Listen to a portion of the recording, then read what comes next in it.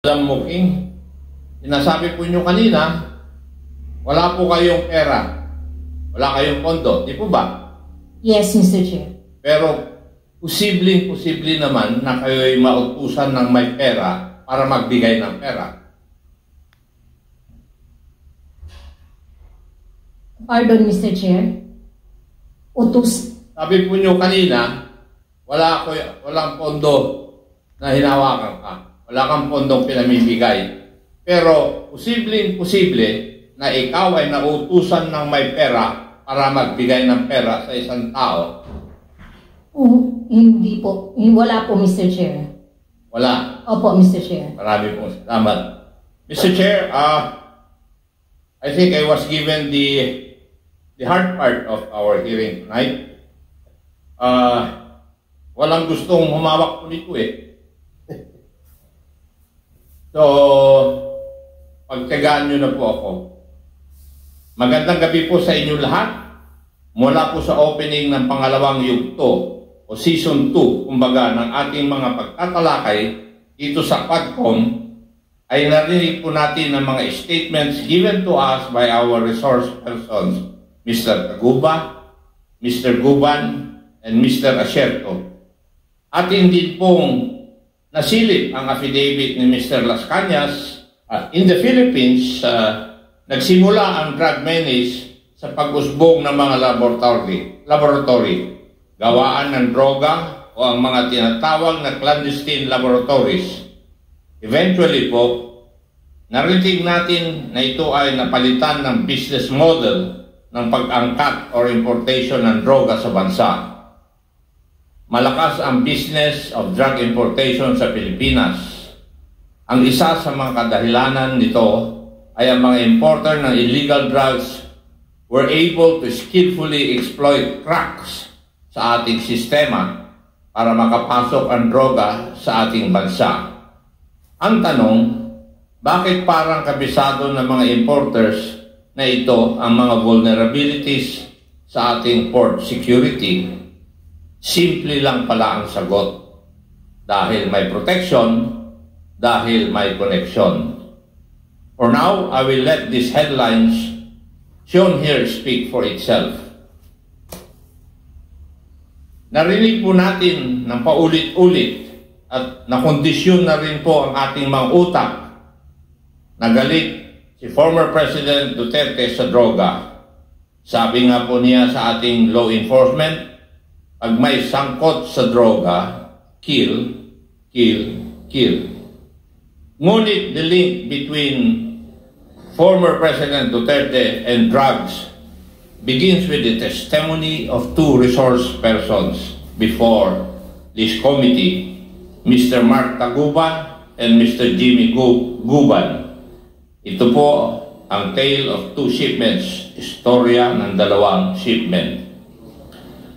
Dalawang shipments kung saan sumabit si Mr. Taguba at Mr. Guban ay nangyari noong taong 2017 to 2018. Yan din po ang taon ng height of the war on drugs ni former President Duterte. Kapansin-pansin na kahit magkaibang shipment at ibang transaksyon ang pinag-uusapan, ang detalye ng dalawang kwentong ito ay pareho. Pareho pong bilyon-bilyon ang halaga ng sabong ipinasok. 6.4 billion in 2017 at 3.4 billion in 2018 na pareho pong nakatago sa mga gamit industrial. Metal cylinders in 2017 and magnetic lifters in 2018. Parehong pumasok sa Manila International Container Port at parehong dawit ang mga pangalan ni Honorable Paulo Duterte, Attorney Mans Carpio, and Michael Yang, anak, son-in-law, economic advisor at malapit na kaibigan ni former President Duterte. Nag-testify rin si Mr. Taguba na si Pulong o si Mans ang nagbibigay ng go signal para sa mga special containers. In short, these shipments do not go out without the go-ahead of Polong Ormans, di umano. They allegedly control these shipments. Ito po ang mundo na napasukan ni Mr. Taguba, gaya ng sinabi niya sa atin, dahil gusto lang niyang magnegosyo. Kung gusto mo madali, lumapit ka sa Davao Boys. Yun po ang turo sa kanya. Yan po ang ginawa ni Mr. Taguba. Lumapit siya sa powers that be. Makikita po natin dito na baka meron ngang kailangang ayusin o baguhin sa ating mga batas. Dahil mukhang ang mga maliliit lamang na tao ang napapatawan ng sentensya.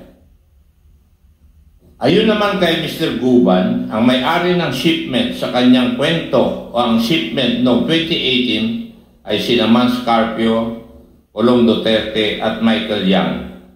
Naulit na naman ang mga pangalan na nabanggit ni Mr. Taguba.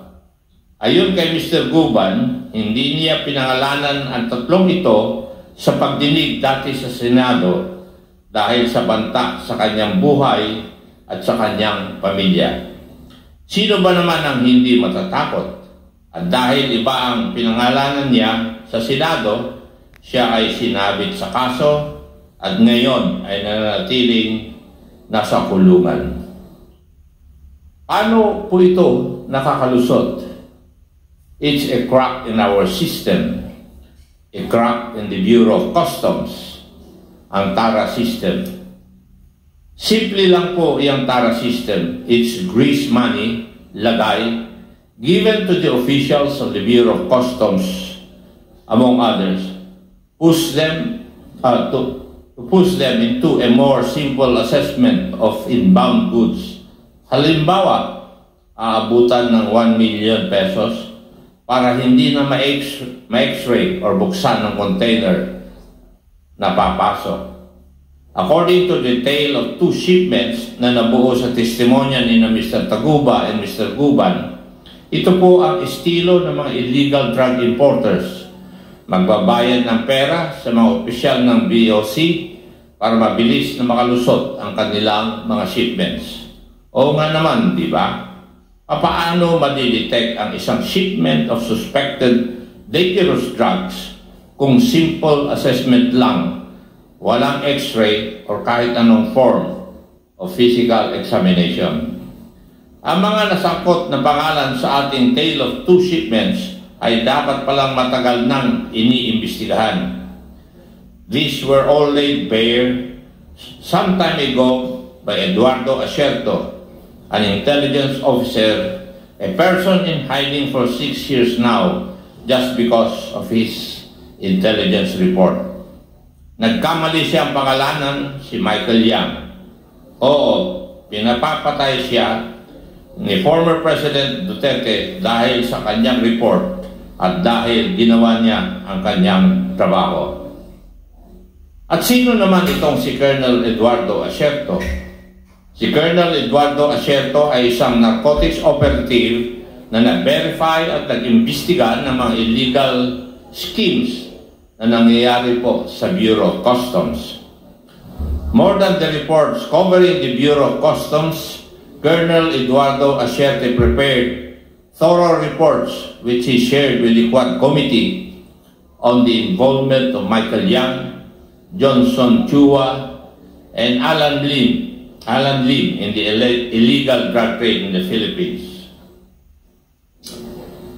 Ayan po ang diagram ni Colonel Asierto kung saan makikita na si Michael Yang kasama ang kanyang mga business partners, Mr. Alan Lim and Mr. Johnson Co.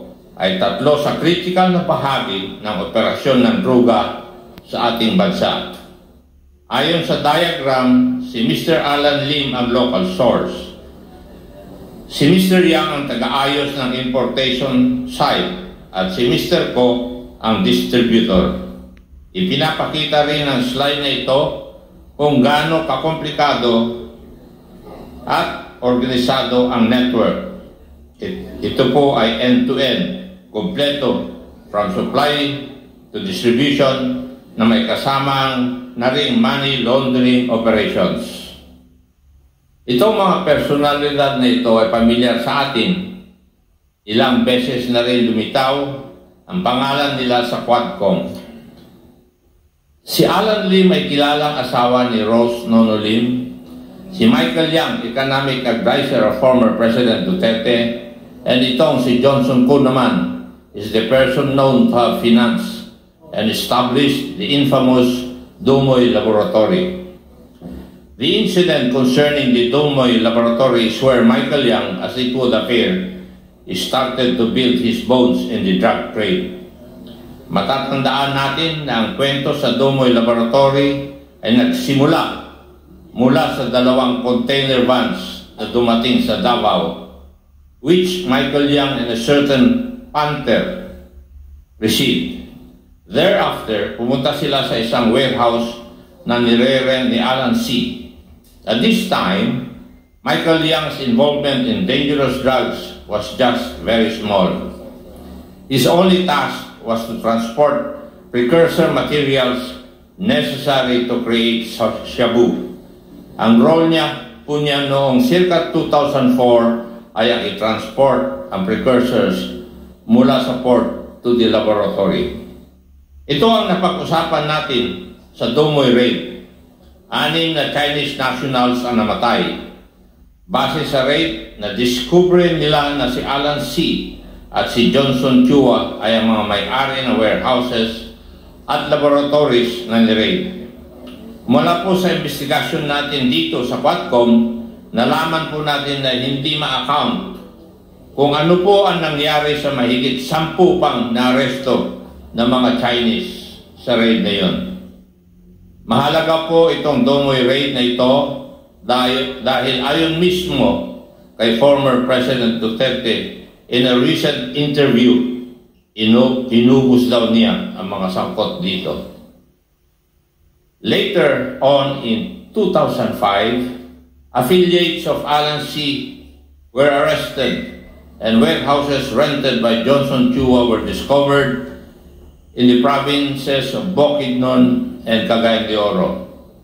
It seems that Johnson Chua did not learn his lesson from the tragic Dumoy incident because after 9 years or in 2013, may mga lumabas muli na report tungkol sa illegal activity ni Mr. Johnson Chua. And it was at this time when the close relationship of Michael Yang to then Mayor Rodrigo Duterte became public knowledge.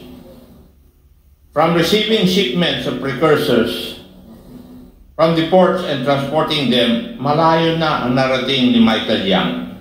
He eventually managed to develop contacts in the Bureau of Customs and evolved into a facilitator of shipments of shabu. As mentioned, maagang nakita ni Colonel Acerto ang operation ng Michael Yang and Alan Lim. In fact, nireport niya ang mga findings na ito sa ilang matataas na opisyal ng gobyerno, including the then PNP chief and even to Malacanang. Ang malungkot po dito, walang nangyari sa mga reports na ito, nabaon sa limot hanggang naungkat muli dito sa Quad Committee. Bakit kaya ganon at parang hindi na lang pinansin ang isang report tungkol sa isang malaking drug lord? At this juncture, we wish to emphasize na itong si Michael Yang ay malalim ang pagkakatali sa Davao City. Isa sa kanyang kumpanya, DCLA Company Incorporated, operates the DCLA Plaza Shopping Mall na nireport din na may activities and transactions concerning illegal drugs.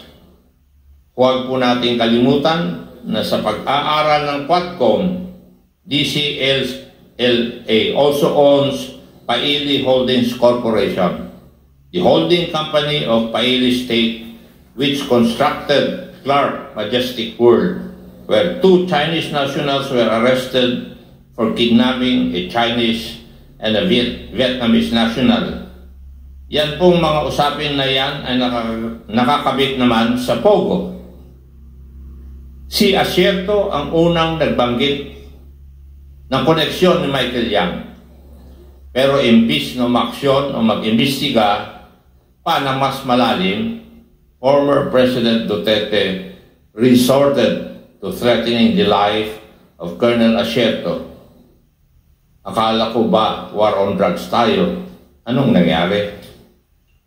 The reports relayed to us by Colonel Asierto only support the participation of several high-ranking officials, including Senator Bato de la Rosa, Director General Aaron Aquino, Senator Bongo, Director General Wilkins Villanueva, and of course, Alan Lim, Michael Yang, Li Wenxiong, Johnson Chua, and Yan Yishu.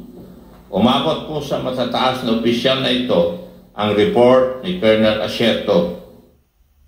Inuulit ko po, walang nangyari. Nariyan din po si Arturo Las Cañas, a self-confessed former original member and hitman of the Davao Death Squad and a retired police intelligence operative and investigator. Unang lumutang ang pangalan niya sa mga investigasyon noon sa Senado noong taong 2017. Una, sabi niya walang Davao Death Squad. Ngunit binago niya ang kanyang mga binitawang statements sa Senado at agarang itinuro si former President Duterte. Sa kanyang 186-page affidavit na nakita rin ng Quad Committee na kwento ni Las Cañas ang tungkol kay Mr. Duterte at mga taong lagi niyang kasama, whether it be about drugs or about kill orders. Nagtatandem po ang usapin ng droga at ang extrajudicial killings or EJK. Incidentally, in his affidavit, Las Cañas recounts the infamous Domoy Laboratory. Ibang tao ang nagsabi, ngunit pareho ang kwento nila. The most compelling point of the narration was the fact that Las Cañas and company supposedly received 500,000 pesos from former President Duterte himself after 11 Chinese nationals who were Shabu Laboratory chemists and workers were killed. Maaalala po natin na inamin din ni former President Duterte na inubos niya daw ang mga ito. Bakit kaya pinapatay ni former President Duterte ang laboratory chemists and workers na isang Shabu Laboratory? Is this not a story that just seems all too familiar? As early as 2004, former President Duterte had already been issuing kill orders to those involved in the drug trade. All for the purpose of what? Eliminating these people in the name of drugs or in the name of competition. Whatever the reason, patay pa rin po sila. Just like Colonel Asierto, Las Cañas also makes the connection between Michael Yang and the Domoy Laboratory. Las Cañas goes beyond the events that transpired during the raid of the Domoy Laboratory at pinapakita pa niya na si Michael Yang ang naging employer ng mga Chinese nationals working as chemists and workers in the laboratory. Las Cañas also mentions a certain Alan C., who was one of the Chinese nationals apprehended and later killed. Does this not sound familiar? This is just like the tale of two shipments, two separate yet parallel incidents tied together by the same personalities involved. Maaalala din natin na nabanggit ng isa pang resource person ang pangalan ni Michael Yang. Looks familiar. This web of connections among Michael Yang and his associates was presented by PDEA in one of our Quadcom meetings. Dito ay makikita natin ang connections ni Michael Yang with Alan Lin, Rose Nono Lin, Johnson Ko, Hong Jiang Yang, Eddie T. Yang, Willie Ong, all of whom have been the subject of our investigations before the Squad Committee, connected by corporations like Piley Holdings Corporation, Piley State Group Corporation, Golden Sun 999 Realty and Development Corporation, and more importantly, Empire 999 Realty Incorporated. Empire 999 Realty Corporation was discovered bago pa man lang binuo ang Quadcom, a corporation owning a warehouse in Mexico, Pampanga, where 560 kilos of shabu with an estimated cost of 3.6 billion pesos was discovered. The shabu entered the country through the port of Subic and was later on delivered to a warehouse owned by Empire 999. Madami at paulit-ulit na ang lumilitaw na koneksyon ni Michael Yang sa business ng droga. Pero nakapagtataka rin, sa gitna ng isang state policy called the War on Drugs, where thousands were killed, kahit sabi-sabi lang ang basis, wala pa rin nakakagalaw against Michael Yang. In contrast, naging maunlad at successful pa ang lahat ng kanyang businesses. We can all recall the Farmally scandal that made headlines nationwide. We find ourselves with Michael Yang yet again at the center of this Farmally scandal. Again, I will let these headlines speak for themselves. Key Farmally officials such as Wang Chuyen and Lin Kong Ong were also quick to point fingers to Michael Yang as the financier and guarantor of the Farmally operations. The personalities we have discussed warned us very early on. Ang mga nasa posisyon noong 2016 hanggang 2022 ay sila mismo na nagdala at nagpalaganap ng problema ng droga sa Pilipinas. Pero ang mga warning na ito ay hindi natin narinig. They were drowned out with noise and systematically silenced and discredited. Colonel Asierto, for instance, categorically named former President Duterte, Bongo, and Bato de la Rosa as integral personalities in protecting the illegal drugs network in the Philippines.